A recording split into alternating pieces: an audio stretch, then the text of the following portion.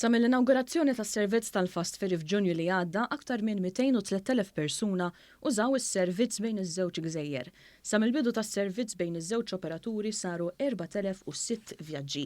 Dan ħareġ minn rapport tal-Uffiċċju Nazzjonali tal-Istatistika fejn ġie spjegat ukoll li l-maġġoranza tal-vjaġġi seħħew f'Settembru filwaqt li fawissu l-vapuri ġarrew l-akbar ammont ta' passiġġieri. Il-vjaġġi bejn il-fliegu permezz tal-vapuri tal-GoZo Channel baqgħu l-aktar popolari fost il-poplu. Fit-tielet kwart ta' din is-sena b'kollox kien hemm aktar minn 1,400,000 passiġġieri li ivvjaġġaw fuq il-vapuri tal-kumpanija GoZo Channel. Din iċ-ċifra ra żieda ta' kważi 10% meta mqabbel mal-istess perjodu is-sena l-oħra.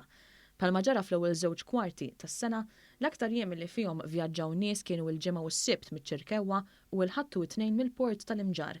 Tul dan il-perjodu ukoll ġiet irreġistrata żieda fl-ammont ta' vetturi li għamlu użu mis-servizz tal-vapur Tawdex. Fl-istess waqt, il-vjaġġi bejn il-fliegu żdiedu bi 3% meta wieħed iqabbel mal-istess perjodu tas-sena l-oħra.